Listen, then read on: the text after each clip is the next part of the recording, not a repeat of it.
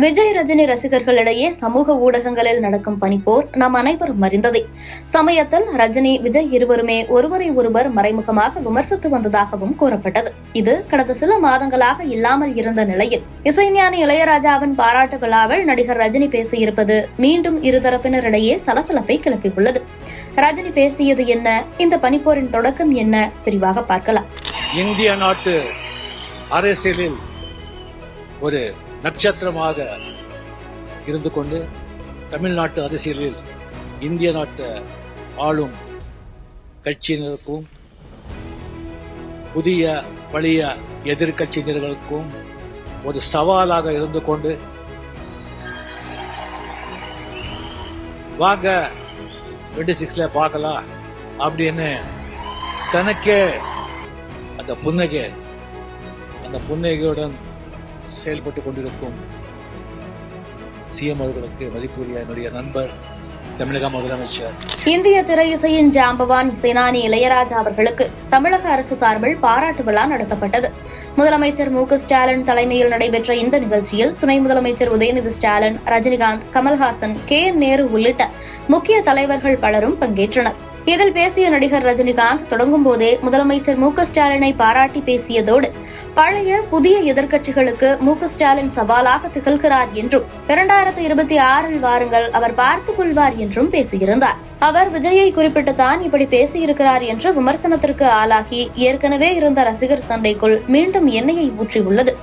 ரஜினி விஜய் இடையேயான இந்த பனிப்போர் இன்று நேற்று தொடங்கியதல்ல.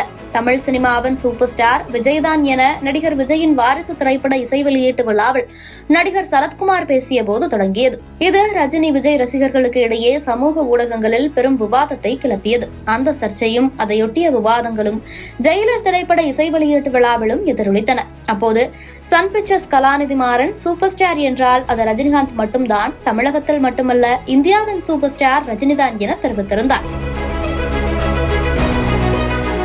அதன் பிறகு பேசிய ரஜினிகாந்த் காக்கா கழுகு கதை ஒன்றை கூறினார். அதில் காட்டுல சின்ன மிருகங்கள் எல்லாம் எப்பவும் பெரிய மிருகங்களை தொல்லை பண்ணிட்டே இருக்கும். இப்ப உதாரணத்திற்கு காக்கா எப்பவும் கழுகு சீண்டிக்கிட்டே இருக்கும். ஆனா கழுகு எப்பவுமே அமைதியா இருக்கும். பறக்கும் போது கழுகு பார்த்து காக்கா உயரமா பறக்க நினைக்கும்.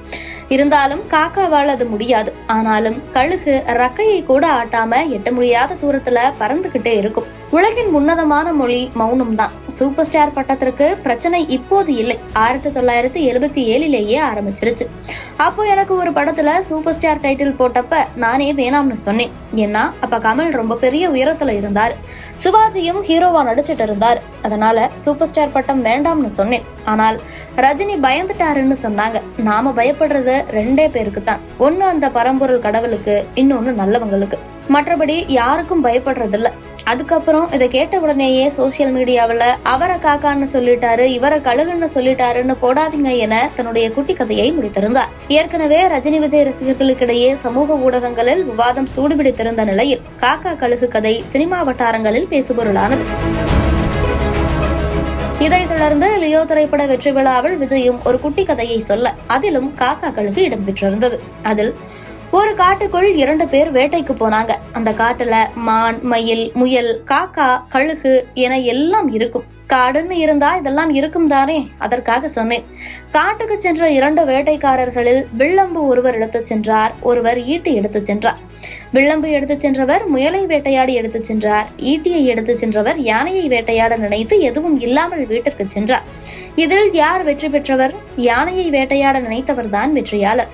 உங்கள் இலக்கை பெரிதாக வைத்து அதை நோக்கி நாம் செல்ல வேண்டும். பாரதியார் சொல்வது போல் பெரிதினும் பெரிது கேள், பெரிதாக கனவு காணுங்கள், small I'm is a crime என கலாம் கூறியுள்ளார். எனவே பெரிதாக கனவு காணுங்கள் என குறிப்பிட்டு பேசியிருந்தார். விஜயின் இந்த காக்கா கழுகு கதை ஜெயிலர் இசை வெளியீட்டு விழாவில் ரஜினிகாந்த் சொன்ன கதைக்கான பதிலீடுதான் என பலரும் சமூக ஊடகங்களில் கருத்து பதிவிட தொடங்கினர். இந்நிலையில் ஜெயிலர் இசை வெளியீட்டு விழாவில் நான் சொன்ன காக்கா கழுகு கதையை விஜயை மறைமுகமாக குறிப்பிட்டு பேசியதாக சமூக ஊடகங்களில் பலர் கருத்து பதிவிட்டனர். உண்மையில் அது எனக்கு மிகுந்த வருத்தம் அளித்தது.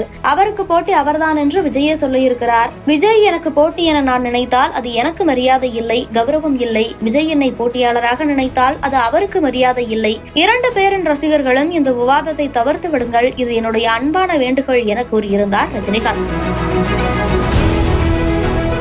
இதனைத் தொடர்ந்து இந்த சர்ச்சைக்கு ஒரு முடிவை எட்டியிருந்ததாக எல்லோரும் நினைத்திருந்த நிலையில் அதற்கு மீண்டும் கமா போடும் விதமாக ரஜினி பேசியுள்ளதாக விமர்சனங்கள் எழுந்துள்ளன. தமிழகத்தில் திமுக மற்றும் அதிமுக இரண்டு மட்டுமே பிரதான கட்சிகளாக இருந்து வரும் நிலையில் கட்சி தொடங்கிய நாள் முதலேயே தாவேகாவை திமுக மற்றும் அதிமுகவிற்கு மாற்றுக் கட்சியாக முன்னிலைப்படுத்தி வருகிறார் அக்கட்சியின் தலைவர் விஜய். அதேபோல நேற்றைய தினம்தான் பரப்புரையையும் தொடங்கியிருந்தார். இந்த ஒரு சூழலில் பழைய புதிய எதிர்க்கட்சிகள் எல்லோரையும் 2026 முதல்வர் பார்த்துக் கொள்வார் என்று கூறியிருப்பது மீண்டும் விஜயை விமர்சித்துள்ளதாகவே பார்க்கப்படுகிறது. இது சமூக வலைதளங்களில் மீண்டும் விவாதத்தை கிளப்பியுள்ளது.